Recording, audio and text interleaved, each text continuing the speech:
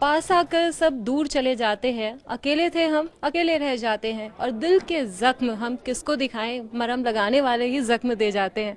ऐसा ही कुछ हो रहा है। मतलब अब मैं बात करूंगी उस टारकास्ट से जो लव गेम्स खेल रही है। भाई ये किस तरह के गेम्स खेल रहे हैं आप लोगों ने, तो धमाल मचा रखा है। आपने माइंड ब्लोइंग शेर बोला। हाँ। So should I take it forward? या श्योर। हसरतें आज भी खत लिखा करती हैं, बट अफसोस मैं पुराने पते पे नहीं रहता। पुराना Love games is. पुराना पता छोड़ा क्यों? अब नहीं रहता, नए पते पे, नए बड़े घर में शिफ्ट हो गया। ये पता कितनी बार बदलते हैं ये? हर फिल्म के साथ मुंबई में क्या होता है ना, 11 महीने का रेंट एग्रीमेंट होता है। So after 11 months you have to shift into another house, तो इसीलिए। ये तो मुझे लग रहा है काफी काफी ज्यादा पते बदलते हैं, और काफी खुश भी हैं अपने इन गेम से। अरे तरक्की करना तो जाहिर सी बात है, आप खुश होंगे। पत्र लेखा तो मुझे पहचान में ही नहीं आ रही थी जब मैंने आपके प्रोमो देखे, तो आई वाज शॉक्ड यार। मैंने 2-3 बार क्लिक करके देखा, ये पत्र लेखा ही है। आपने इतना ड्रास्टिक चेंज कैसे कर लिया उसको?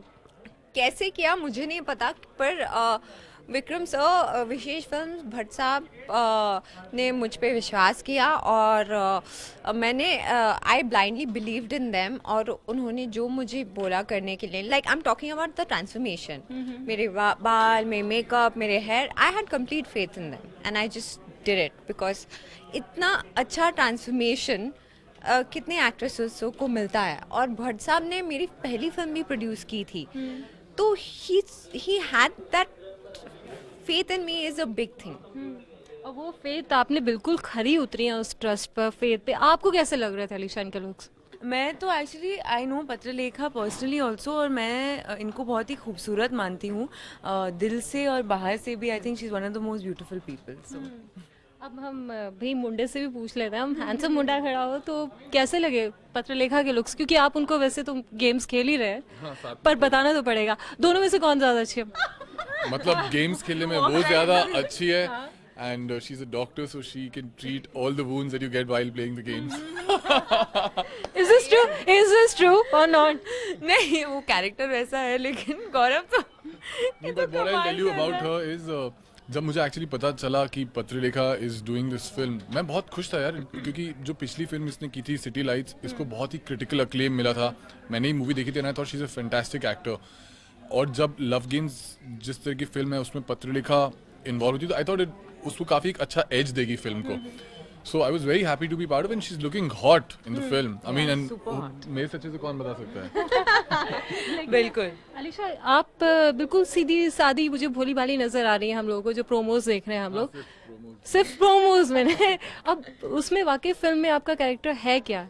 मैं एक डॉक्टर प्ले कर रही हूँ, एक इंडिपेंडेंट औरत जो एक अब्यूसिव रिलेशनशिप में है। और जब सैम और रमोना अलीशा के साथ लव गेम्स खेलते हैं, तब सैम और अलीशा के बीच प्यार होता है, और कैसे फिर वो अपनी अंदर की ताकत को वापस पाती है और दर्द से दूर जाती है। तो आई थिंक ये एक बहुत ही रेलेवेंट कैरेक्टर है, और आई वुडंट से कि वो सीधी सादी है, वो बहुत ही स्ट्रॉन्ग औरत है, और फिल्म में उसकी जो स्ट्रेंथ है वो क्लियरली दिखाई देती है।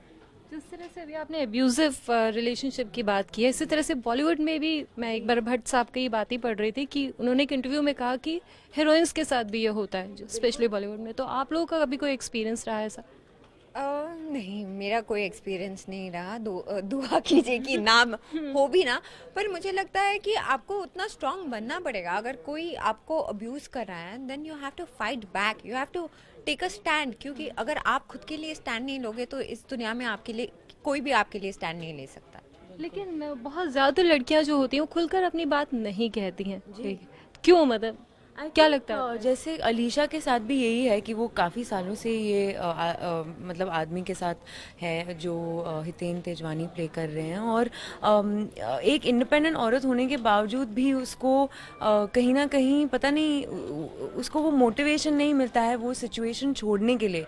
तो कभी कभी ऐसे होता है कि आप डर की वजह से या इनसिक्योरिटी की वजह से या पता नहीं कोई भी वजह हो, आपको वो मोटिवेशन अंदर से और बाहर से भी वो नहीं मिलता है, और ऐसे कुछ हो सकता है आपकी लाइफ में जहाँ पे आपको लगता है कि यार व्हाट एम आई डूइंग, और फिर आप निकल सकते हो। जो पत्रा ने कहा वो बिल्कुल सही है। सबको ये एहसास होना चाहिए कि आप कभी भी निकल सकते हो। हाँ, शायद बहुत कठिन होगा आपके लिए, शायद समय लगेगा आपको अपनी ज़िंदगी सॉर्ट आउट करने में, लेकिन आपको वो स्टैंड लेना चाहिए और आपको उस सिचुएशन से बाहर निकलना चाहिए। चाहे आप औरत हो जो अब्यूसिव रिलेशनशिप में हो या मर्द हो जो अब्यूसिव रिलेशनशिप में हो, वहाँ से निकलना बहुत ज़रूरी है। और इस आज के ज़माने में आप उसके बाद अपनी ज़िंदगी को वापस जोड़ सकते हैं, तो वो बहुत इम्पोर्टेंट है कि आप उस सिचुएशन से निकले। ये बात तभी इन्होंने लड़कियों के अलावा मर्दों की भी बात उठाई है। मैं मर्दों की बात कर रही हूँ, तो मर्द को देखते तो आप क्या करें, क्योंकि वो भी हाँ, क्योंकि वो बहुत ही नॉटी नजर आ रहे हैं फिल्म में भी और सामने भी। आपका पाला तो कभी किसी ने हाँ, आपका पाला तो कभी किसी से नहीं पड़ा है इस तरह का, जब मुझे मारा हो। हाँ, जिसने आपको मारा हो, एब्यूसिव रिलेशनशिप या बॉलीवुड में कुछ ऐसा? बॉलीवुड का तो मुझे ऐसे पता नहीं, लेकिन मेरे साथ तो ऐसा नहीं हुआ है। लेकिन एक मेरी फ्रेंड के साथ हुआ था, तो बहुत ही दुखद घटना थी, लेकिन मेरे साथ अभी तक ऐसा कुछ नहीं हुआ है। क्योंकि बहुत ही बोल्ड सब्जेक्ट पे फिल्म बनी है और प्रोमोज भी काफ़ी बोल्ड हैं, तो मतलब कभी किसी तरह का आपको इनकन्वीनियंट नहीं लगा कि ये? जी, तीसरे दिन मैं और गौरव एक इंटीमेट सीन शूट कर रहे थे, तो ऑब्वियसली बहुत अनकंफर्टेबल सा लग रहा था, क्योंकि मैं गौरव को इतने अच्छे से पहचानती नहीं थी। पर पहचान is not the point. I think एक लड़की को हमेशा थोड़ा सा अनकंफर्टेबल लगेगा, क्योंकि कैमरे के पीछे कुछ 40 लोग खड़े हैं। तो मैं गई विक्रम सर के पास, मैंने बोला कि सर मुझे थोड़ा सा अनकंफर्टेबल लग रहा है। फिर उन्होंने मुझे एक बहुत अच्छी बात बताई कि don't think so much, treat it like a dialogue. तो ये बात ना कहीं मुझे बहुत सही लगा, क्योंकि हम ज़्यादा सोचते हैं, पर हम एक्टर्स हैं और we are just playing the character. The character is this. हमें अपने आप को डिटैच करना पड़ेगा कैरेक्टर्स से। पर शायद ये मेरी दूसरी फिल्म है, तीसरी फिल्म से और कंफर्टेबल हो जाऊंगी मैं, क्योंकि तब समझ में आता है कि ये मैं नहीं हूँ और रमोना का कैरेक्टर जो है वो ऐसा करेगी, मैं नहीं करूँगी। बिल्कुल ठीक बात है। और जहाँ तक हम लोगों ने पढ़ा है, सुना है विक्रम भट्ट को, तो उन्होंने कहा कि ये फिल्म मुझसे रिलेटेड है, मेरी ही कहानी है। तो आप लोगों को क्या बताया उन्होंने इस बारे में? इनफैक्ट है उनकी कहानी और उनकी लाइफ से बहुत सारे ऐसी इंसिडेंट्स है जिससे ये प्रेरित है। तो एक दफ़े क्या हुआ, मुझे जब मैं सीन कर रहा था, मुझे एक इमोशन समझ में नहीं आ रहा था। मैंने सर से पूछा, सर ये इसकी बजाय अगर मैं ऐसा फील करने की जगह कुछ इस तरह से कर दूं, तो सर तू ऐसे भी कर सकता है, but let me tell you a story. And उन्होंने एक अपनी लाइफ का इंसिडेंट बताया जिस वक्त ये हुआ था। एंड यू वोंट बिलीव, मेरी आंखों में आंसू आ गए थे वो सुन के। It was such a tragic story. तो जब एक डायरेक्टर या राइटर उस दौर से उस इंसिडेंट्स के खुद उसने पर्सनली एक्सपीरियंस किया ना, तो बहुत ही खूबसूरती के साथ उसको सिनेमा में स्क्रीन पे लेकर आ सकता है। That was the best part about, because वो हम लोगों को इतनी अच्छे से जानते थे, the characters and even as person. So it was really well, I mean जिस तरह से उन्होंने हमारे अंदर से वो सारी चीज़ें निकाली ना, इट वाज अमेजिंग। और उन्होंने ना हमें हर एक कैरेक्टर और हर एक सीन के पीछे जो साइकोलॉजिकल स्टेट हर कैरेक्टर का जो था उस पॉइंट पे, उन्होंने वो हमें बहुत क्लियरली बताया शूट से जाने से पहले।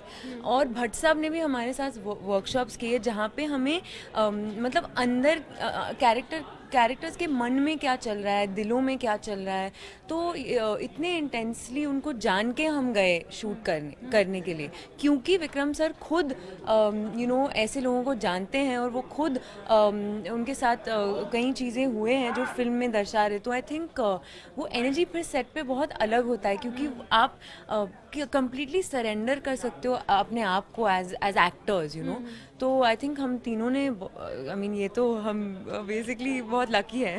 वो तो बात बिल्कुल ठीक है आपकी, लेकिन विक्रम भट्ट की फिल्में जो होती हैं, जो महेश भट्ट की फिल्में होती हैं, उनके साथ कहीं ना कहीं कंट्रोवर्सीज भी जुड़ती हैं। इस बार कहीं आपको लगा कि सेंसर बोर्ड ने कुछ सीन्स काटे या उनको कोई शिकायत रही हो? नहीं, सेंसर बोर्ड ने कोशिश तो की, लेकिन भट्ट साहब ने I mean he fought for us, और अभी फिल्म रिलीज़ हो रही है बिना किसी भी कट के। तो आई थिंक हम वैसे बहुत लकी हैं। और हम लोग वेट कर रहे थे कि भट्ट साहब को देखेंगे, मिलेंगे उनसे, तो वो कहाँ पर रह गए, कहाँ गायब हो गए? वो बॉम्बे वापस चले गए। अरे वो he was running against the time. Actually हम लोगों के ऊपर वो जिम्मा छोड़ के गए कि हम अब उनका काम आगे लेके जाएं। बिल्कुल। जिस तरह उन्होंने अभी पिक्चरें बनाना बंद कर दी। लाइक कल उन्होंने बहुत ही अच्छी चीज़ बोली, किसी ने उनसे पूछा कि अब कब देखने को मिलेगी आपके अंडर में एक फिल्म, तो उन्होंने बोला कि अब मैंने ये सब तो काम मैं करके छोड़ दिए हैं, अब पिक्चरों की जगह मैंने जिंदगी बनाना शुरू कर दी है। जैसे मेरे जैसे नए लड़के को चांस दिया, हम तीनों को इनफैक्ट। सो ये याद भी करके गए वो, बोल गए अब तुम आगे ले जाना इसको। लेकिन फिल्म जो है उसमें काफ़ी सारे, जैसे मैंने कहा, कंट्रोवर्सीज़ की बातें हैं। हम जब नेट पे सर्च मारते हैं तो वहाँ आपके डिफरेंसेस जो हैं विक्रम भट्ट से जो हाईलाइट हो रहे थे, तो क्या ये बात सच है कि आपके कोई डिफरेंसेस हैं? जी, एक विक्रम भट्ट सर से नहीं, विक्रम सर तो फैमिली जैसे है। जब विक्रम सर मुझे नरेट कर रहे थे, मुझे ये फिल्म बहुत अच्छी लगी। मेरा कैरेक्टर भी बहुत अमेजिंग लगा, और जो इस फिल्म में जो ट्विस्ट एंड टर्न्स है वो अमेजिंग है। और जो मेरा कैरेक्टर जैसे विक्रम सर ने लिखा है, बहुत शेडेड है, बहुत अच्छे से उन्होंने लिखा है। तो एक एक्टर के नज़रिए से it's a mind blowing part two पे। पर देखिए, मुझे समझ में नहीं आया कि मार्केटिंग कैसी होगी फिल्म की। एक पोस्टर आई थी जिससे मुझे which I don't want to be a part of. पर देखिए, ये मार्केटिंग है, मार्केटिंग के लोग करेंगे जो उनको सही लगेगा। मैं उतना ही कर सकती हूँ जो मुझे सही लगे। I was not happy with that particular poster, but I am here because I love this film, I have faith in this film. हमने केप टाउन में 45 days we gave a blood and soul, पूरी team ने, Vikram sir, मैंने, तारा ने और गौरव ने। इसलिए मैं हूँ, और इसलिए मैं चाहती हूँ ये सब भूल जाइए और 8 अप्रैल को जाके आप फिल्म देखिए। That is more important. और जिस तरह की फिल्म है, स्विंगर्स पे बनी फिल्म है, तो क्या आपको लगता है कि जो नई जनरेशन है वो इसी तरह के रिलेशनशिप में रहती है या रहना चाहती है, या रियलिटी है ये? बिल्कुल। अब लेकिन आप जनरलाइज नहीं कर सकते हो। बहुत सारे ऐसे लोग हैं जो ओल्ड स्कूल मोनोगमस रिलेशनशिप्स में जानते हैं। बहुत सारे ऐसे लोग हैं जो मल्टी पार्टनर रिलेशनशिप्स में बिलीव करते हैं, या ओपन रिलेशनशिप्स में बिलीव करते हैं। लेकिन हमने काफ़ी रिसर्च की, और ये स्विंगर्स का जो नया काफ़ी सालों से हो रहा है। और बहुत स्विंगर्स सिर्फ शहरों, मतलब बड़ी शहरों में नहीं है, छोटे शहरों में भी है। हर जगह लोग इन सब चीज़ों में ये सब चीज़ें कर रहे हैं। तो ये कोई एक्चुअली जजमेंटल, या हम लोग कुछ ऐसे नहीं दर्शाने की कोशिश करते कि ये कुछ नहीं हो रहा है, या ऐसा कुछ। ये रियलिटी से ही ये फिल्म बनी है। जैसे गौरव ने कहा, विक्रम सर जानते हैं इस पूरी दुनिया को, तो हो रहा है, और इसमें कोई बुरी बात नहीं है। आप अग्री करते हैं इससे कि इसी तरह की सिचुएशंस या लोग हैं सोसाइटी में, खासकर यंगस्टर्स, और क्या आप लोगों को देख के वो थोड़ा बहुत प्रभावित होने वाले नहीं है? या 1992 में एक जर्नलिस्ट ने 1992 में एक जर्नलिस्ट ने स्टोरी की थी कि इस स्विंगिंग के बारे में। तो ये तब से होता हुआ, उससे पहले भी होता हुआ आ रहा है, तब से होता हुआ चला आ रहा है। तो कॉन्सेप्ट नया नहीं है, एक पिक्चर नहीं बनी है, तो उसके ऊपर पहली बार किसी ने पिक्चर बनाई है। तो शायद हम प्रभावित हुए हैं जो हमने देखा उससे। और जब मुझे मेरे कैरेक्टर के बारे में रिसर्च करने को बोला था ना, तो मैं ऑनलाइन गया, मैंने देखा फेसबुक, जो कि इजीली अवेलेबल होता है, हर दूसरा बंदा फेसबुक पे है, वहाँ पे स्विंगर्स क्लब है, Mumbai Swingers club, Delhi Swingers club. तो आई लाइक यार really, and I wasn't aware of this, this is so cool. फिर मैंने देखा कि नेवी में किसी ने एक लेडी जिनकी शादी हुई थी एक नेवल ऑफिसर से, she came on record and she said, मुझे उस शादी से वो बाहर निकल गई कि नेवी में ये इतना होता है and I can't take it. तो वो भी that was also a shock. तो ये इतना ज़्यादा हर जगह हो रहा है, but slowly people are coming out और वो बातें कर रहे हैं, और हमने पिक्चर बना दी। अब लोग प्रभावित हो नहीं हो वो तो अच्छा बुरा अपना उनके ऊपर डिपेंड करता है। एंड पत्रा's फ्रेंड जी, जो एक बहुत छोटे से शहर नहीं, टाउन में रहती है बंगाल में, उसने ट्रेलर देखा और उसने मेरे को कॉल किया। उसने बोला, मैंने बोला कैसी लगी तुझे ट्रेलर? फिर वो मुझे बोली है कि देख, आई एम नॉट शॉक्ड, क्योंकि ये मेरे छोटे से शहर टाउन में हो रहा है, मेरे फ्रेंड्स कर रहे हैं, मेरे फ्रेंड्स के साथ हो रहा है, तो इट्स नॉट शॉकिंग। और coming back to the question, audiences हमसे प्रभावित नहीं होते हैं, राइटर्स प्रभावित होते हैं जो उनके इर्द गिर्द चल रहा है। Fiction is just a mirror to the society. तो film directors, writers are inspired with what they see around. Audiences are not going to be inspired by us. बिल्कुल ठीक बात है, हमें पता चल जाएगा जब आपकी फिल्म रिलीज होगी कि आप लोगों से इंस्पायर हो रही है यंग जनरेशन की नहीं। लेकिन जब यंग जनरेशन, क्योंकि आप लोग यंगस्टर्स हैं, और जिस तरह से प्रत्यूषा ने भी अभी सुसाइड किया और बहुत शॉकिंग खबर हम लोगों के सामने आई, तो आप लोगों को क्या लगता है, क्या रीज़न रहता है कि इतनी जल्दी लोग हिम्मत हार जाते हैं और लाइफ छोड़ देते हैं? जी मुझे नहीं पता क्या होता है, बट भट्ट साहब बोल रहे हैं कि डिप्रेशन एक बहुत बड़ा कारण है। अगर आप डिप्रेशन में हो तो आप help, go out and seek for help. क्योंकि हमारे देश में क्या होता है, ये मेंटल जो डिसऑर्डर्स होते हैं, वी थिंक कि पागल है, पागल का नाम दे के भगा देते हैं, but it is actually a clinical problem. Go seek help. And suicide करना मुझे नहीं लगता है कि आप सही कर रहे हो, क्योंकि you are just giving up on yourself. पर आप ये नहीं सोच रहे हो कि आपका परिवार, आपके फ्रेंड्स के साथ क्या होगा एक बार आप चले जाओगे तो। And I think human beings are made to be fighters. जाइए, लड़िए आप अपनी जंग, इतनी आसानी से गिव अप मत कीजिए। लेकिन जब खासकर हम प्रत्यूषा की बात करते हैं तो बहुत जल्दी, क्योंकि आप शायद जानते हो या नहीं भी जानते हो, लेकिन किसी तरह इतनी शॉकिंग हो जाता है पूरी इंडस्ट्री के लिए बात, तो उस तरह में आप, क्योंकि बॉलीवुड में या टीवी में भी ज़्यादा डिप्रेशन में आते हैं लोग काम की वजह से। बट मैं आई डोंट बिलीव दैट। मेरे बहुत सारे ऐसे दोस्त हैं जो फिल्म इंडस्ट्री में नहीं हैं जो डिप्रेस्ड हैं, क्योंकि हम एक ऐसे ज़माने में रह रहे हैं जहाँ पे इंस्टेंट ग्रेटिफिकेशन और इंस्टेंट एक्साइटमेंट लोग इन सब, हाँ, लोनलीनेस और ये सब चीज़ों से एस्केप करने की कोशिश करते हैं। फेसबुक पे हम लोग होते हैं, इंस्टाग्राम, स्नैपचैट, ये वो एक्सटर्नल चीज़ों, मतलब सुपरफिशियल चीज़ें से they fill up their lives with all this stuff, and then कहीं ना कहीं आपकी पूरी ज़िंदगी बहुत एम्प्टी, मतलब आप एम्प्टी फील करने लगते हो। एंड आई थिंक कि सुसाइड की बात करें तो आप उस मोमेंट में शायद आप अपनी जान लेना चाहेंगे, लेकिन 2 मिनट बाद या 10 मिनट बाद या 1 घंटे बाद शायद आपको लगेगा कि नहीं, आई वांट टू फाइट, क्योंकि our mind is very fickle. So I would urge people, a lot of people have thoughts of killing themselves, but I would urge those people to just wait for 5 और minute या 10 और minute या 1 घंटा या जो भी है, क्योंकि आप 1 घंटे बाद आपको एक अलग फीलिंग आएगी। जैसे कभी कभी हम वही लोगों से जिससे हम प्यार करते हैं, हम कुछ महीने बाद उनको नफरत करते हैं, तो the mind is not to be trusted. तो I think I hope that people do wait and not act so soon.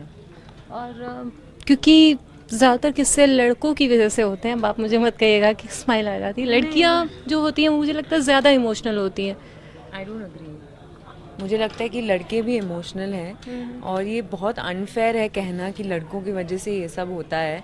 I think हम लोग हम नहीं जानते हैं कि प्रत्यूषा या कोई भी केस में उन्होंने ऐसा क्यों किया, क्योंकि हम लोग उस टाइम पे उनके साथ थे नहीं, उनके मन में जो विचार आ रहे थे हम नहीं जानते। तो बढ़िया, let Gaurav, sorry, I just want to defend. अब मैं, बहुत सारे लोग ऐसे हमेशा लड़कों को ब्लेम करते हैं इन सब नेगेटिव चीज़ों के साथ। I don't agree with this at all. I think अभी आज के ज़माने में लड़के और लड़कियां का वो पूरा कंट्रीब्यूशन हर चीज़ में एक ही है। लेकिन अब मैं इन जनरल बात कर रही हूँ, मैं किसी टॉपिक को लेकर नहीं, कि लड़कियाँ ज़्यादा इमोशनल होती हैं या लड़के।